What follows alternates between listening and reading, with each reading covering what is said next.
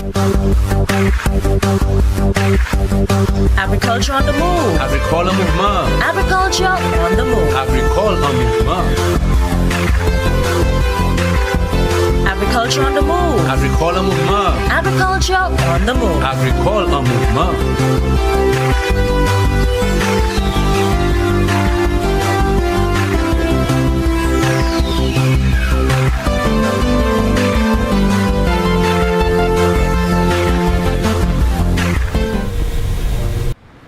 Good day again, St. Lucia. Welcome to the program, Agriculture on the Move. My name, Philip Sidney, your host. Today we are talking coconuts, the coconut industry, cocoa, as we would say. And with me, of course, is the man himself. Everybody know him, Glow Cocoa.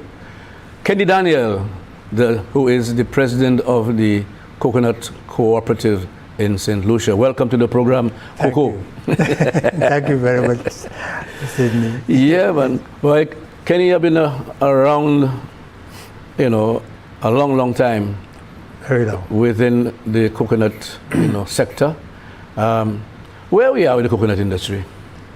Well, it's kind of interesting that you ask that question because a number of people are not sure where we are. All right, but we have done a lot of work. And we have done some field surveys, and to a certain extent we had some assistance from the ITC, EU-funded ITC program, and also FAO.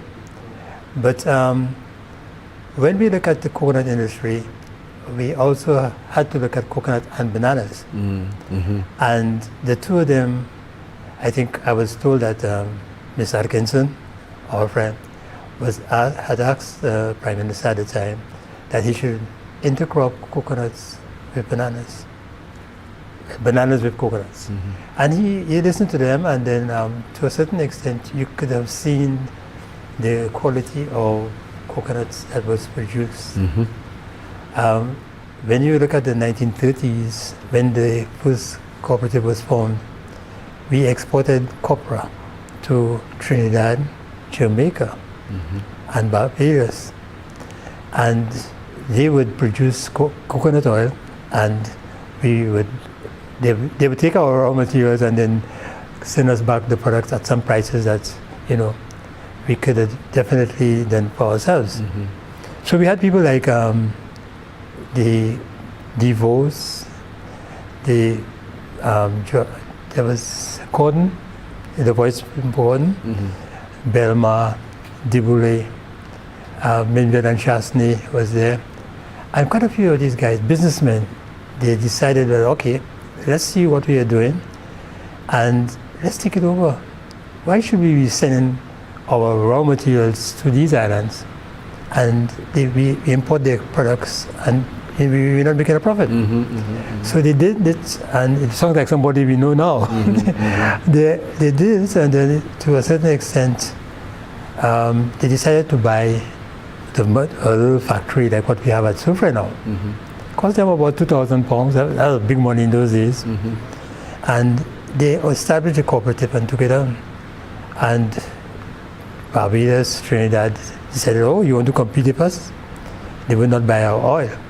Yes. And then eventually, I think not really CARICOM then, but then the governments came together and decided, okay, you should not be shutting us out because we had to survive.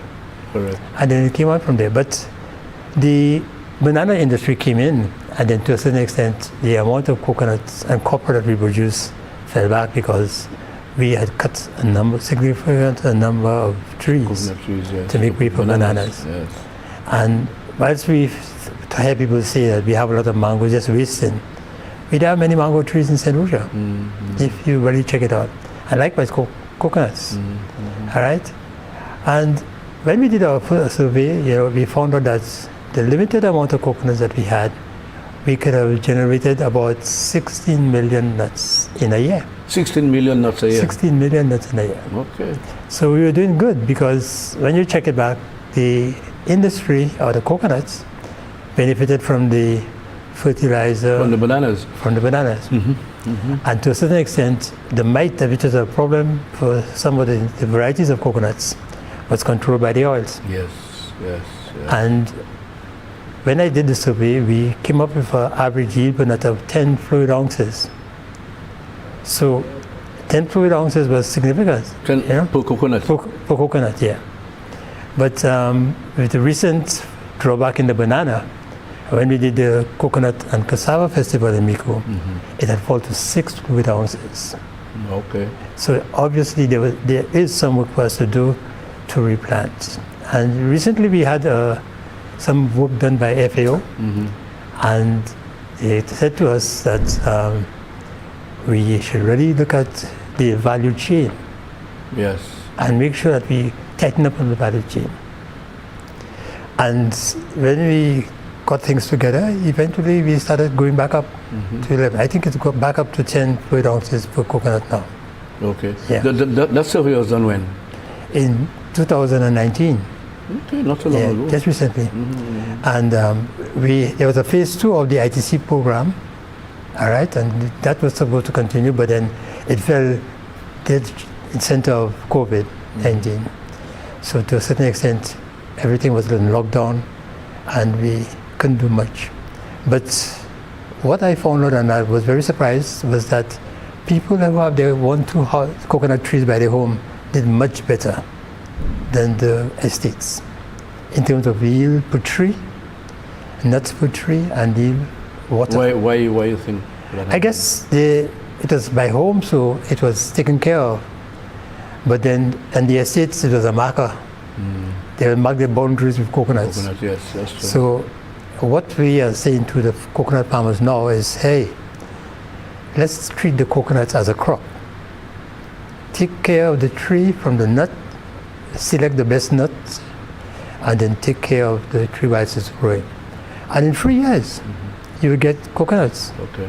It will flower, and then you get the fruits by the crop year.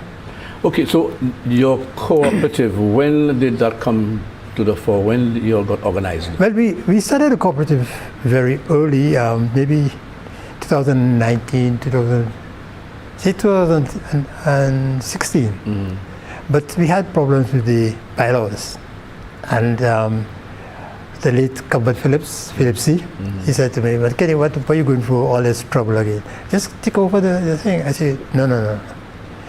If we go into this, the old cooperative, there are many farmers that have money that will come back and ask for, "Hey, where's my money?" You know, so we decided, let's stay away from that cooperative. We have new people coming up, young people. Let's do something, a clean slate.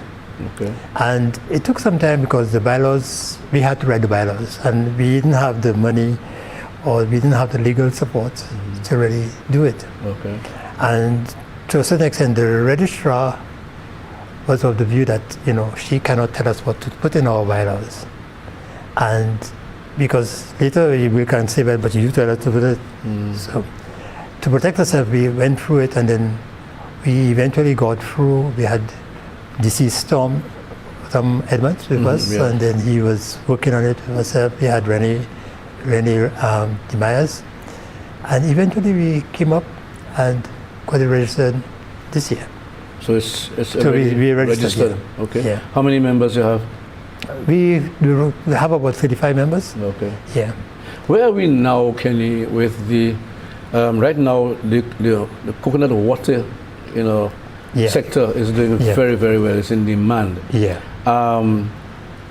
How does that relate in terms of the 16 million nuts you all harvest on a yearly basis? Yeah. How many of this percentage of this is water nuts, and how many of this are processed nuts? Okay. I would say 70% of that is actually harvested as water nuts. Water nuts. Yeah. So when you see the guy, you say, well, y'all have so many coconuts in St. Lucia. But then they harvest every week.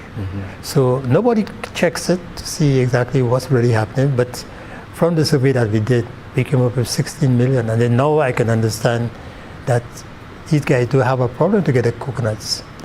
And they know exactly where to go and get it. They know the farmer with the best yields. Okay. And then they can tell you which varieties are doing best. So they have a host of information. And then I go to the market most times on a Sunday, and I stay with them and discuss all these kind of things. So I'm living it. Okay, so what's happening now with the industry? Because are you all under one umbrella, and are you all selling as a cooperative, or individuals go out there and say? Because I'm seeing fellas along the roadside. Yeah. You know, I have an issue, but Yeah, I know.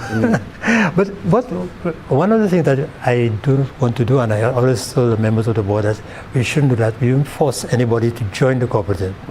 We create an environment that is friendly, and it opens up to a lot of opportunities in terms of funding for them and all these kind of things. And one of the things that, for example, with the coconut vendors, I did for them the cost of production.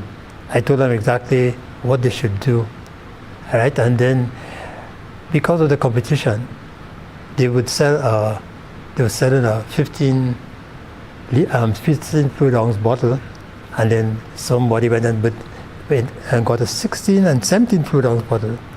So they just changed, and they moved to the 16 and 15 fluid ounces, but then nobody had done the cost of production, and they were losing money. All right? And eventually I did the cost and I gave it to them. They looked at it, but still they have not come together. And I was hoping that we could have had some training sessions with the ministry and let them see what's going on, because we did some training when Tom was still alive and he was doing the food safety issues. All right, so I think there's a Ministry of Health had done some food safety training and also agriculture. So I think they must have been trained about 3 times in food safety. But what was happening was that one guy would leave shells on the ground and the other one would follow, and then it came to a problem where people started talking about it, and people started talking about rats and all these kind of things. So the cooperative has to move and try to bring these guys together. Bring everybody together and let them see that there is money to be made in it, and the little that they're making now can be increased. All right? And it can sustain them. They can go out and go to the bank and get loans, and the bank will know, because we will present papers to them as to the success of the industry. In your cost of production, because what I don't understand, I recall growing up, a coconut used to be sold at 25 cents. 5 cents. Okay? 5 cents. Yeah, right time. Okay? And why the increase in the cost? You said you did the cost of production. Yeah. You also spoke about the reduction in the fluid content. Yeah. Okay? Because nothing is done to the coconut tree. It's not been fertilized, but then they will tell you, oh, gas has gone up. Okay? Yeah. All right? So every 6 months, every year, gas is going up. And they increase it. So right now, I'm hearing they're looking for $3 for a coconut. Yeah. So where are we headed? Where is going to be the ceiling on this thing? Okay, we have to look at quite a few things, Sydney, because it's true that we probably don't fertilize the coconut trees, but the farmer knows he's basing his costing for the coconuts on the bananas. And the banana went up, so why not the coconuts? All right, so the other crops have been going up, and they look at what Massey is paying, because Massey is the biggest purchaser of our goods. And you find that if Massey is paying this for potato, dasheen, then we have to start to charge for coconuts. Yeah, but the point is, I still have an issue with it, honestly speaking, because I mean, the cost of production for dasheen and sweet potatoes are totally, the formula is the same, but it's totally different. Yeah. But you have a coconut tree that is 50 years old, yeah? And it is still in production. Okay. You know, so I am thinking here, I mean, why the increase? You're using the same formula for dasheen and yam and whatever it is being sold to Massey. Okay. On the same level with Okay, coconut tree. well, another thing that you have to look at, Sydney, is when you do the costing, all right, you look at the farmer's price. The farmers tell you, okay, I will give you 75 cents per nut. And then the small ones, I give you 2 for one. All right? My thing is, hey, you have to start to think beyond this thing now. Because you sell in water. So you buy water. And rather than buy a nut, because there's a wide variation in quantity of water exactly. from one nut to the next. You can never sell, well, just look at a big nut and say, oh, that has more water than this one. Sometimes the smaller nuts have more water than yes, the I understand that. So if you can use, and we tried it out with our Glow Cocoa, we would pay the farmer a certain percent or a rate per fluid ounce. So either 10 cents or 12 cents per fluid ounce. So eventually the farmer will probably get maybe 125, 150.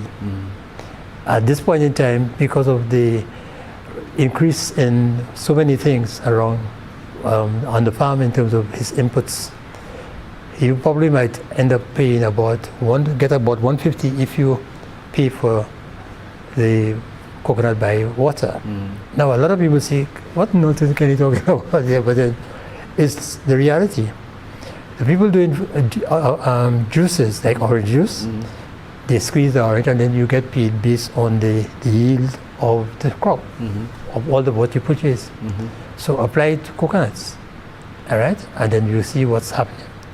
Farmers definitely, if they sit down and discuss it, and you take some time, probably with people like yourself and more extension officers, sit down and take one day and look at what's happening. Because they know exactly how many coconuts will fill a 5-liter bottle. So if they have 12 coconuts full in a 5-liter bottle, then the farmer can pay, the farm itself can get 125 for a nut.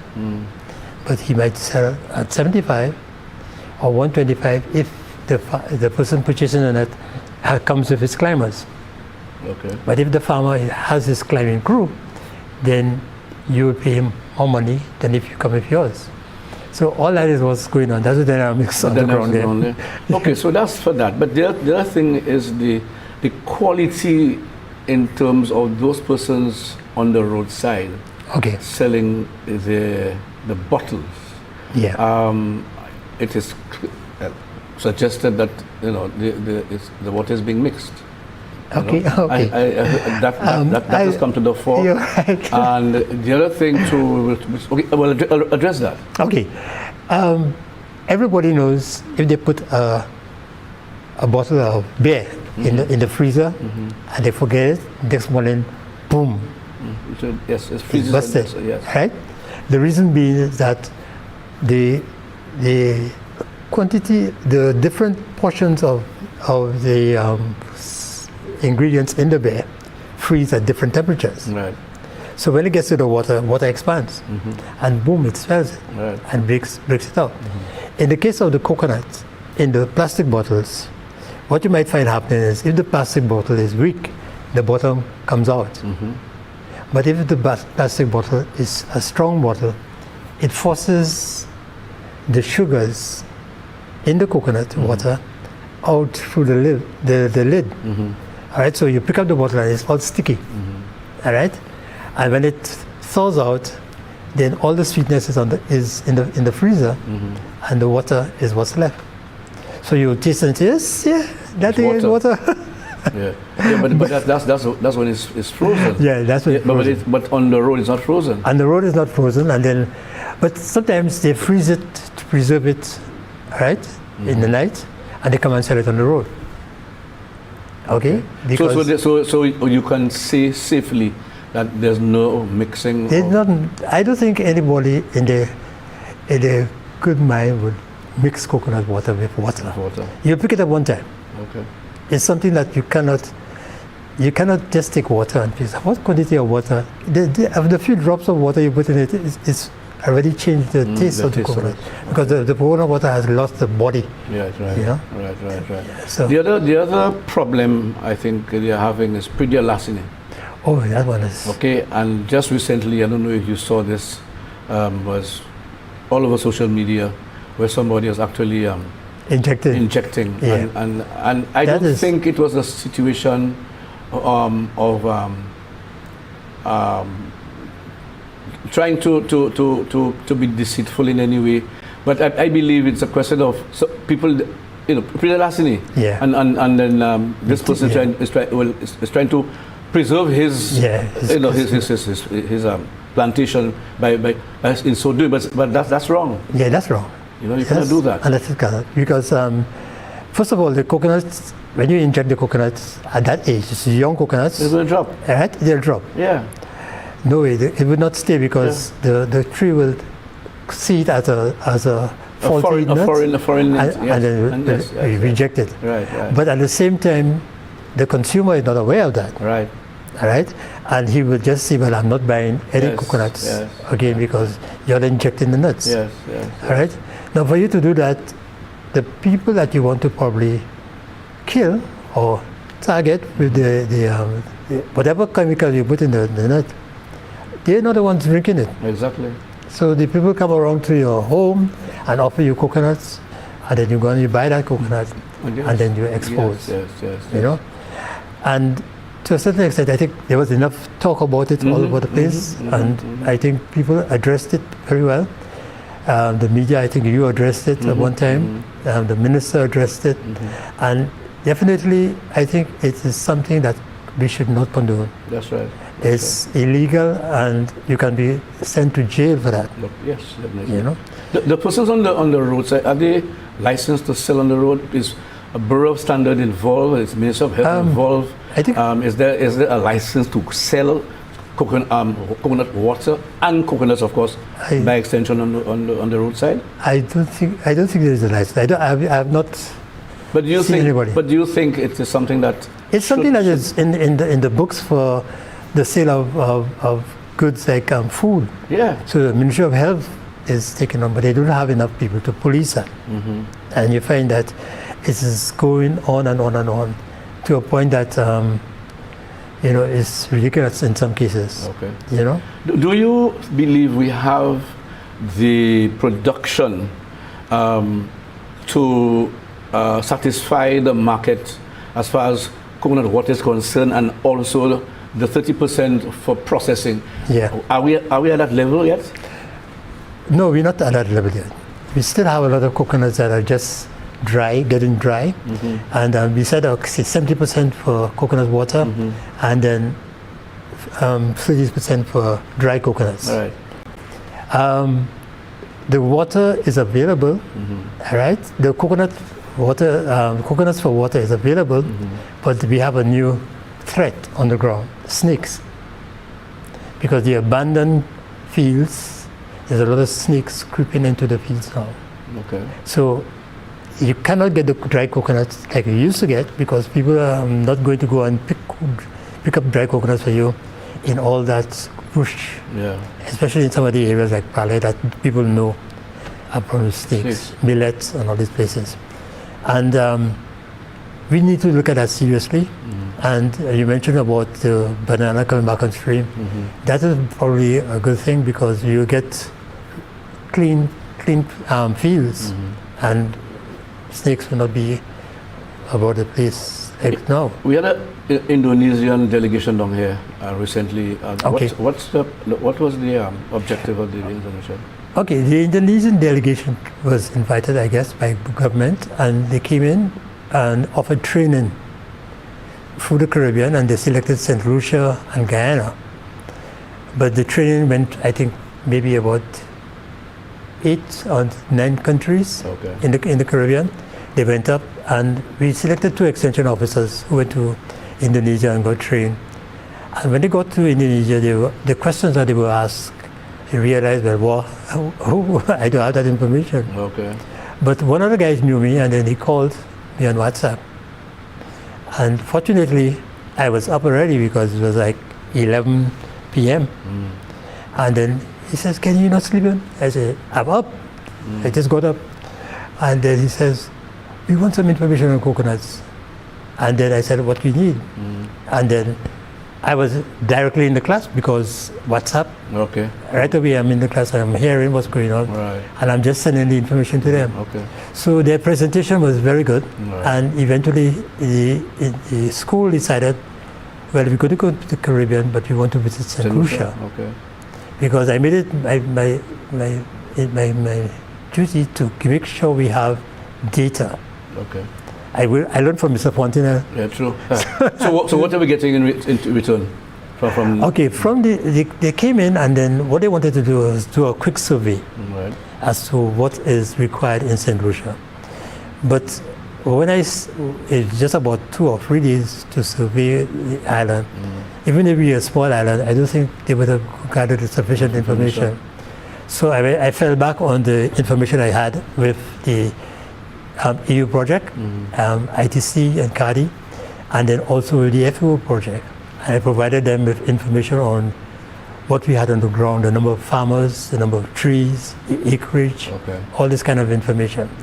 And I'm saying to a lot of the extension officers that if you go out into the field, always try to collect the information and analyze it to see what's really happening. Because that way you understand what's going on, and when somebody say, I have 50 trees, I know right away maybe a little over half an acre planted. So are we getting equipment from them? Definitely. Okay. Yeah, the equipment is very cheap. That's for processing? The equipment is for processing, and rather than just give us funding, they probably have seen what we're doing in St. Lucia. And one of the things that stood out to them was the fact that we have to grate the coconuts. You break the coconuts and you grate it to make the milk, to make the different bakery products that they want. Then you can get a grater for as little as $50 EC. Okay. With a motor. Okay. The only thing is getting it from Indonesia to St. Lucia. All right. The cost. Okay. So if we come together, and that's one of the things that we're doing as a result of that visit, is to get the regional heads to identify people who are doing things in coconuts. All right. And let's group them and form an incubator. Yes. So Farmer says, "So where are we getting the baby chickens?" So that's going to happen soon, very soon. It's happening already. It's happening already, great. Yeah, because after they left, one of the first things that I did was to organize the flow chart in Excel and pass it on to the different regional heads so that they can see and understand it better. Okay, great. All right, and then from there, I think the coconut water, we'll look at what we're going to be doing with coconut water. All right, we have to raise the standard, raise the fruit, because there are certain things that you have to look at. You know, you chop the coconut, it splashes into the roof, and it comes back down in the funnel. So some of these things we have to be aware of. And although we have been training them on food safety issues, we still have to continue. Okay. Because it's an ongoing training. Yeah, ongoing training. Michael, when you're about to end, I just wanted to ask you, finally, in the few seconds we have, last words. Okay. All right. My last word is that the cooperative is there. We are willing to assist everybody in coconuts. If you want to get the new varieties of coconuts that we have, come and talk to us. Okay. All right? And we work with you and make sure that everything is on the right track. Kenny, thank you very much for being here, my brother. And I'm hoping when next you're calling me back. I'll call you back next week. For more Blue Cocoa. All right? Thanks again for being here. Yeah. You've been watching Agriculture on the Move. Thank you for viewing the program. Of course, remember, agriculture is our business. And eat fresh. St. Lucia's best. In this case, drink fresh coconut water from around the island, because as Kenny said, the water is safe to drink. Yeah. Thank you again for viewing. Yeah. Philip Sidney is here saying goodbye and see you again.